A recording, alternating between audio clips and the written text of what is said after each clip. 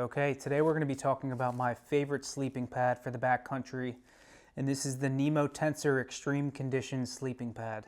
So this past year I probably spent 30 nights sleeping on this sleeping pad, and it's performed flawlessly. I absolutely love it, and I know it is considered the Extreme Conditions model, but I've used this in the summer. I've used it in every season, and it works just as well in the summer as it does in the winter. I've also had this in below freezing temperatures. Spent a week in December sleeping on this pad, and temperatures were dipping down into the teens Fahrenheit, and it did a great job. Pairing this with my Zenbivy quilt, my 15-degree quilt from Zenbivy, which is really comfortable. Most nights I slept better on this than I do at home on my mattress. So just a great sleeping pad. And today we're going to blow this up. We're going to look at the specs, we're going to look at the dimensions, and we're going to talk about whether this is the right sleeping pad for your next backcountry adventure. All right, so getting into the dimensions. First things first, when it is packed in its stuff sack, it is about this big. You may be able to get it condensed a little bit more, but this is typically the best that I can do.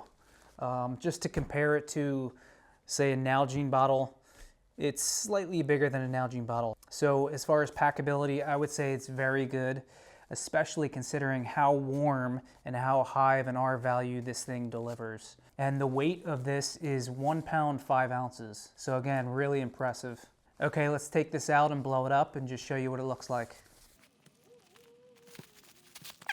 So it does come with a pump sack here. I think they call this the Vortex pump sack. I've used quite a few pump sacks for different sleeping pads in the past, and this is by far the best pump sack that I've used. You know, in the past, I've really relied on using one of these flex tails, USB chargeable sleeping pad pump. So basically how these work, and these are great, you take these different nozzles and you're gonna put these into the valve of your sleeping pad. And what it does is it basically pumps air into your sleeping pad for you. So you press the button, and it pumps it up. And it does a great job. Usually your sleeping pad is pumped up within minutes. Just a great tool to have. It also has a light on here, but now with this pump sack, I almost don't need this to pump this up because this is so efficient. Occasionally I'll still do it, but a lot of times I'm in the backcountry, you know, in deer country, in elk country, and just the sound of this is a little bit loud. And it's not a very natural sound. So if I'm deep in elk country, I'll tend to use this to pump up my sleeping pad, and it really only takes a couple minutes as well. I'll still bring this just to have, and particularly to use as a camp light. But again, just as a side note, this little flex tail pump is awesome. I'll put a link in the description if you guys are interested in this. Very affordable and a really cool camp tool. Okay, getting into the sleeping pad here. So this is the pad, and it's still a little dirty. I haven't cleaned it since my last hunt in Arizona, but all is good. So we will unroll this.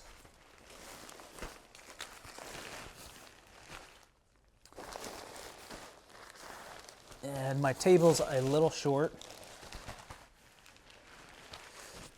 And this version here is the regular wide. It's 72 inches long by 25 inches wide. The standard, I believe, is 22 or 23 inches wide. And I like the wide version a little bit better. You just don't have that situation where your legs or your elbows are hanging off when you're sleeping. I would go with the wide if you guys are interested. I think it's $10 more, totally worth it. 72 inches long, so I'm 5'9", so that's fine for me. If you are a taller guy, maybe over 6'2", I would maybe go with the tall, wide version, and that's gonna fit you better. Another great thing I like about this before I blow it up is the valve system. So you have this standard valve, but you do have this kind of quick disconnect, and when you push this piece in here, it is only an inflow. As you blow it up, the air is not gonna come out of the valve. So it's a one-way valve, makes things a lot easier, and then I do like the fact that you can just pull it and dump air when you're packing up. This valve system is very rigid and durable. I haven't had any issues with this at all. Okay, so we're gonna go ahead and blow this up. Okay, so to use this Vortex pump sack, what you're going to do is you're going to take this little valve here and you're just going to push that right into that input valve, and it's sort of custom fitted, so when you pop it in, it's going to stay there, right? That's not moving. Now you have the mouth end here, and you're just going to fill this up.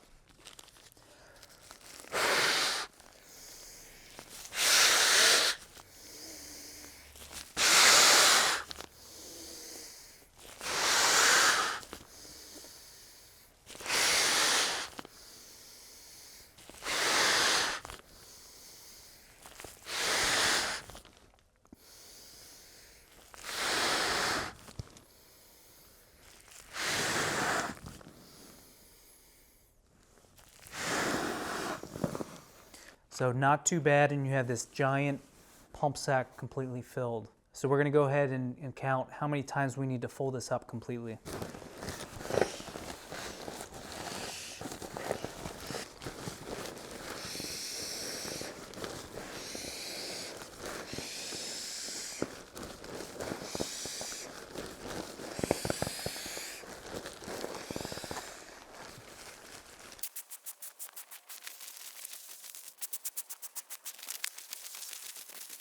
We're getting pretty close here with the inflation. At this point, what I like to do is take off the pump sack, blow right onto the nozzle to fill it up the rest of the way.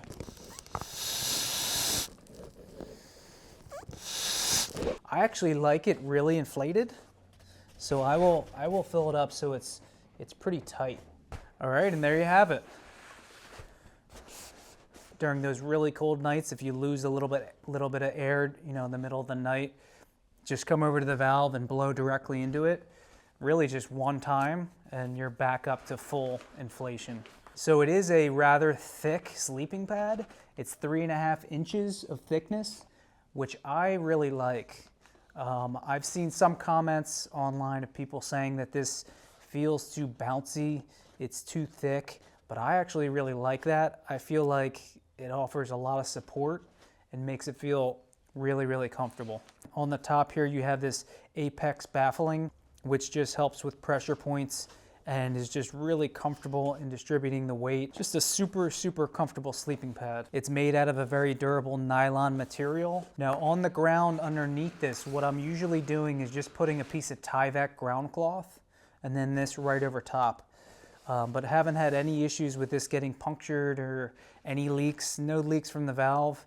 It's been 100% solid and bomb-proof. So as far as performance goes, this is an R8.5 value sleeping pad, which I believe is the highest R value of any of the ultralight backpacking style sleeping pads. I have not been cold sleeping on this once. The coldest conditions I had this in were a hunt I had in the backcountry in December, and temperatures were below 20 degrees Fahrenheit.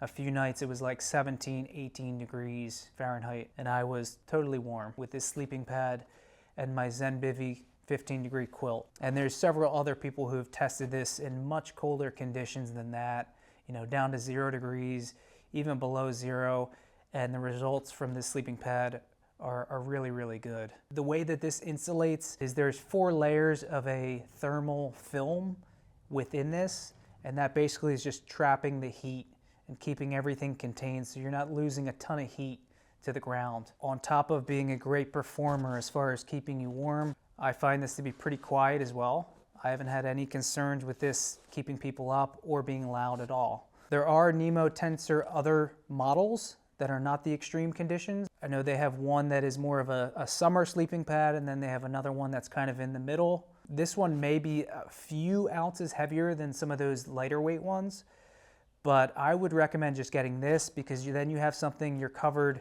in all conditions. Okay, let's talk about price of this sleeping pad. This sleeping pad is anywhere from $250 to $270 depending on the size that you get.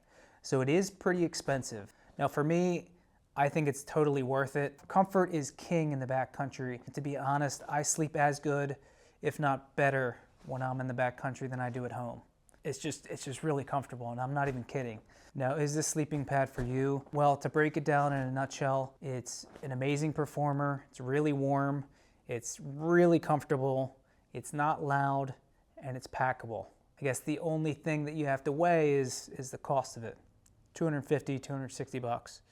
That's up for you to decide, but in my opinion, I think this is the best backcountry sleeping pad that money can buy. If you guys are interested in one of these, I'll put a link in the description and you can check it out for yourself. It's the Nemo Tensor Extreme Conditions. I appreciate you guys tuning in, and we'll see you on the next one.